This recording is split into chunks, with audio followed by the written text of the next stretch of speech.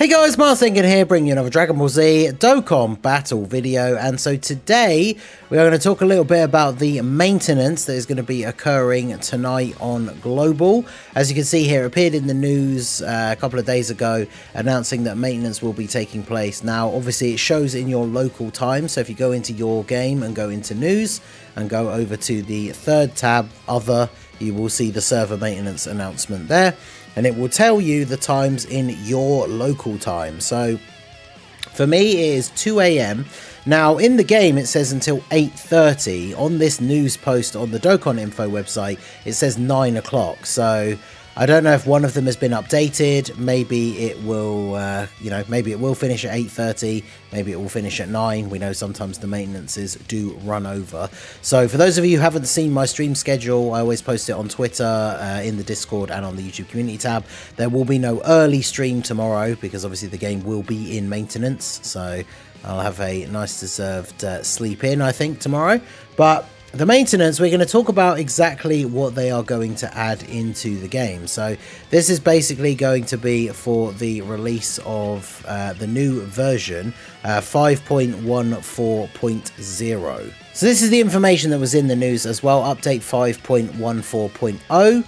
There's a couple of things added here, some of which are quite interesting, have come to Global way quicker than the schedule between the releases on JP, which does very often happen with quality of life updates. So the first big one is optimization of the standby skill abilities.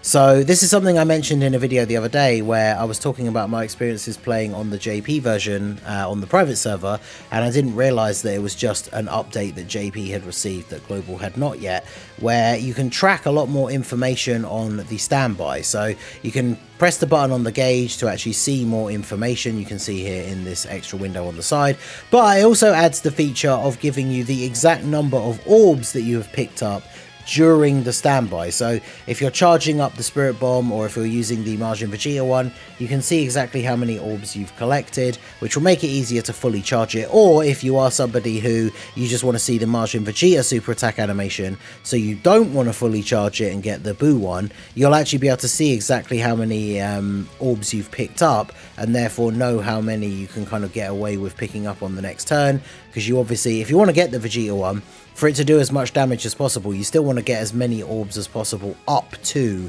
the maximum. So this will obviously help you to do that. But the big one is the optimizing the skip function. So you're now going to be able to skip standby skills, both the going into the standby and then the finish effect and the revival. I'm assuming this includes other revivals as well, although it doesn't say specifically. Now obviously, again, this is what I'm saying about the timeline for Global and JP. Global has only just had the anniversary where the standby units came out, and now we are getting this update already, whereas JP got this a little while ago, quite some time after the anniversary. So as much as I love the standby abilities that we have in the game, as someone who obviously plays the game a lot and makes a lot of videos and stuff like that, I don't want to have them playing all the time, right? Sometimes when I do team showcases, it's fun to show all their active skill animations, but sometimes, especially if I'm showing off a different unit and it just so happens to be on the team with the 8-year LRs, I don't want to have to watch their whole like going into the standby animation every single time.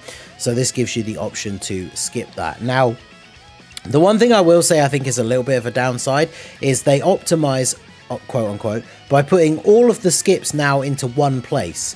So it's now just skill skip animation, and you can have it set to off once per day or on, but this covers all of the animation. So if you're somebody who you don't want to watch the intros, but you do want to watch the active skills, you have to have the skip turned on, and then when you go to use the active skills, turn the skip off, whereas obviously before they were two separate options in the menu, so you could just have the intro skip on and the active skill skip off, whereas now it all comes under one thing, so you have to consciously remember to change it every time, which I'm sure cue multiple instances of me in the future forgetting to turn it back on when I'm trying to showcase a unit and I want to see their active skill in the video, but I guess it is what it is, right?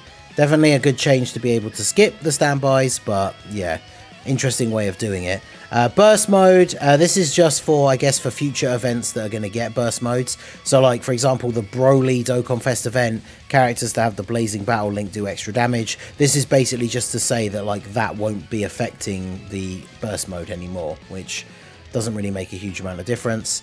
There's some extra medals and then some bug fixes. Now, the main thing that comes with this version that isn't mentioned in here anywhere, but was included in the version update with JP, and has therefore led to most people speculating that that is the update we are going to get as well, is an update that you'll have seen a few people talking about in the community recently to certain guard characters, and there is also a super effective against all types character as well, where it's basically characters who have guard for a certain number of turns and then transform, and it's to kind of clarify some issues or some potential problems that can occur with those units. So we're going to talk about those here next. The first one is Tech Janemba. So basically the way this works, right, Tech Janemba has guard, as well as his other abilities, but when you decide to transform into Super Janemba, which I don't think anyone ever does, right, Super Janemba is just almost arguably in every way worse than the base Janemba, but when you change into Tech Janemba, he does not have guard, which is weird already anyway, right, because every Super Janemba up until this point has had guard, but when you transform into Janemba, he doesn't have guard.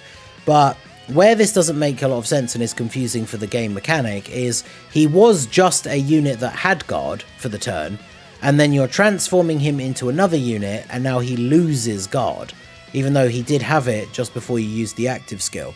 So the way they've done this update, I don't know if I think they add a line into the passive, but basically when you transform into Tech Janemba, he will now have a thing in his passive that says he has guard for 1 turn. So on the turn where you transform into him, you then do still have guard on that turn, because you would have had it previously while you were in the Fat Janemba form.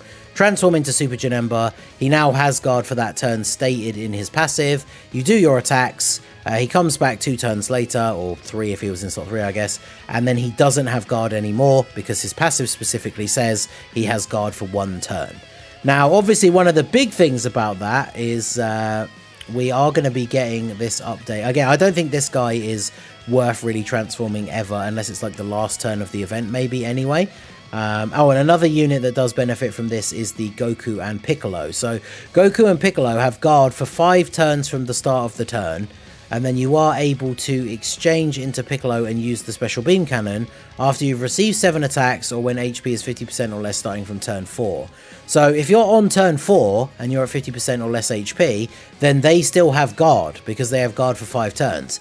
But then when you use the active skill and special beam cannon into Piccolo, obviously Piccolo doesn't have anything in his passive that says he has guard, even though if you were in those 5 turns, just like we were saying with Janemba, this unit would have had guard, then use the active skill, they transform into a different form, and now they don't have guard anymore. So this will be an extra thing added into here to say that he'll have guard for 1 turn. And then as I started to go into, the big thing for this, and for us over here on the channel and the fans of the Heroes Agenda, is the other team affected by this is Hearts. So Hearts has guard for 5 turns. And then once you have got to the 3rd turn from the start of the battle if all allies are extreme class, or the 5th turn if you've received 5 or more attacks, then you are able to transform into Ultimate Hearts, and Ultimate Hearts will now have a thing in his passive that says he's able to guard for 1 turn. Now, the way I've described this already, you guys might be thinking, as a lot of people did when this info first came out and maybe hadn't been fully translated, people were saying, well, how is this a buff, right? Because if the unit was supposed to have guard, like Hearts actually does this already. So if you are on turn 5 where he has guard, and then you transform into Hearts, Ultimate Hearts, he, most of the time, and maybe they did this because sometimes it works and sometimes it doesn't, but I've seen this work firsthand, where when you transform into Ultimate Hearts, he does still have guard for that turn. Now, the reason why it's a buff is if he's now being updated to say that when you transform into Ultimate Hearts, he now has guard for 1 turn, what that means is, with this guy, if you get to turn 6, now his guard has run out, so he doesn't have guard anymore. But you could then transform into Ultimate Hearts, and now his passive says he guards for 1 turn. So even though his guard ran out from the previous form, by transforming into this form, he now has guard. And then this will work the same way with this Piccolo, where if you're on turn 6, or obviously this will have run out because it's guard for 5 turns, turn 6, use this, active skill into Piccolo, and then he has guard for that turn. The only thing it doesn't really, I think the major thing for Janemba was that I think when he transformed, because his isn't a turn-based one, when he transformed into the Super Janemba, he just didn't have guard at all anymore. So this guy gets a buff by getting the guard for one turn, whereas these guys get a buff by, they would have gotten the guard if they were within their turn restriction before, but these guys get buffed by now essentially having a free turn of guard even if their previous form had actually run out. So it is actually a pretty big buff. After the maintenance on Thursday, like I say, there'll be no early stream, but on the late stream on Thursday we definitely will be trying some more Heroes versus Sin attempts, because this is a pretty big boost to that team, right? If we get to AGL Sin and Hearts' guard has run out but we can transform him, into Ultimate Hearts, and then he has guard on that turn. So that is going to be a pretty big one for this. Now, I will say, as a precursor, remember that this isn't mentioned in the version update for Global that was in the news. So JP players have said that this was the update that included this guard update, but as it's not been said specifically in the game, always be aware that maybe they just aren't adding this into Global yet, and, you know, for some reason the update is just different to the one on JP. That is a possibility, even though I personally do think it's unlikely. Just remember that could happen, so don't take me saying this as gospel that we are definitely getting this update with the with this next version update, but we should, right? And then the other unit I mentioned is this Ginyu. So he has effective against all types when there's another Ginyu Force ally on the team.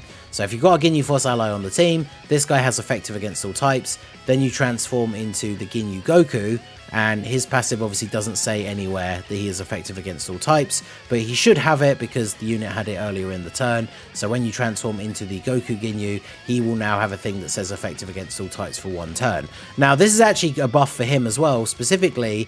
Not that you probably ever would do this, but if you were running him on a team where there were no Ginyu Force allies, that means this part of his passive wouldn't be active. So in base, he never has attacks effective against all types. But then when you transform him, because his new form has a line that says is effective against all types for one turn, then obviously he is, right? Unless, I guess, they could make the wording of that if there's a Ginyu Force ally. I'm not exactly sure how it's worded once he transforms. We'll have to wait to see once the update is actually in, like, the English language version of the game, right? And then we'll be able to see how it's worded. But if it's not worded for requiring a Ginyu Force ally, then that is obviously pretty good. But pretty minor buff for Ginyu. But it is what it is. Now, coming back to one of the things that I'll probably put in the title, one of the reasons why I think this is important is, why are they rolling out this update now, of all times? And especially, why are they dropping it on Global so early? Now, on the one hand, you could say, oh, you know, it's because of the standby skills, because of the feedback they got from JP and how long it took them to put in the skip. They didn't want to wait too long to put it in on Global, and that could be a reason. But one of the things that has got me thinking is, does this mean that one of the units that we're going to get for the Worldwide celebration is going to have guard in their base and then transform?